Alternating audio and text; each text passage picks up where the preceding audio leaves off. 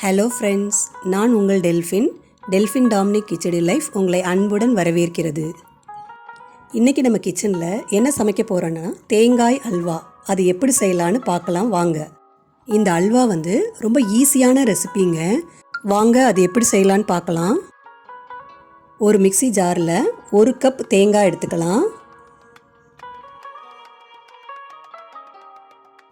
அது கூட 2 ஏலக்காய் சேர்த்துக்கலாம். அடுத்ததா 2 ஸ்பூன் அரிசி மாவு சேர்த்துக்கலாம்.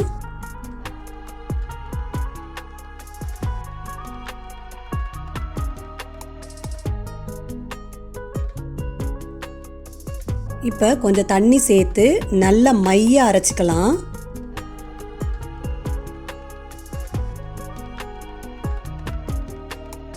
இது மாதிரி நல்லா அரைச்சிக்கணும்.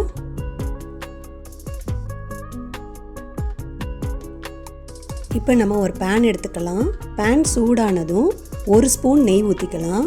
இந்த அல்வா செய்கிறதுக்கு நிறைய நெய்யெல்லாம் வேண்டாங்க. நெய் சூடானதும் 1 கைப்பிடி அளவு முந்திரி பருப்பு போட்டு அதை நல்லா ஃப்ரை பண்ணி விட்டுக்கலாம். முந்திரி பருப்பு நல்லா ஃப்ரை ஆயிடுச்சு.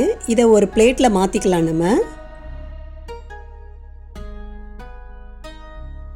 இப்போ அதே பேன்லேயே நம்ம அரைச்சி வச்சுருக்க தேங்காய் பேஸ்ட்டை இதோட சேர்த்துக்கலாம்.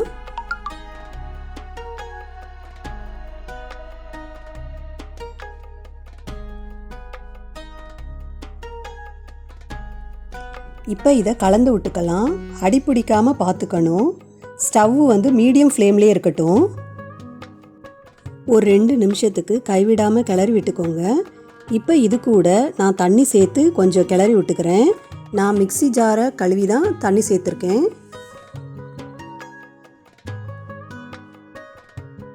இப்போ அந்த தண்ணியிலேயே தேங்காவும் அந்த அரிசி மாவும் சேர்ந்து நல்லா கொஞ்ச நேரம் வேகணும்.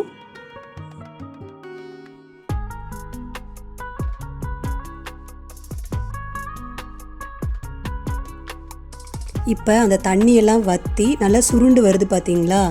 இந்த நேரத்தில் நம்ம சர்க்கரை சேர்த்துக்கலாம்.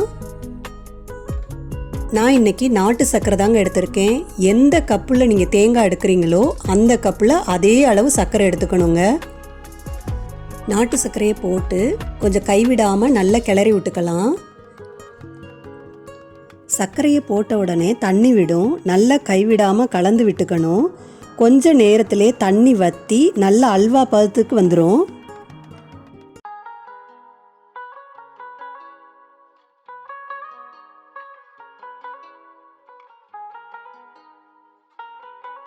இங்கே பாருங்கள், நல்ல அல்வா பதத்துக்கு வந்துருச்சு பார்த்தீங்களா?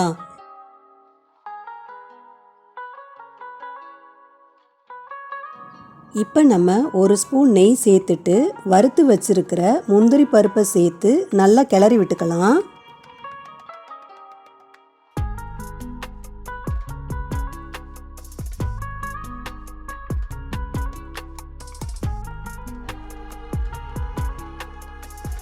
இங்கே பாருங்கள், நெய்யெல்லாம் பிரிஞ்சு வந்துருச்சு. அவ்வளோதான், நம்ம அல்வா ரெடி ஆயிடுச்சு.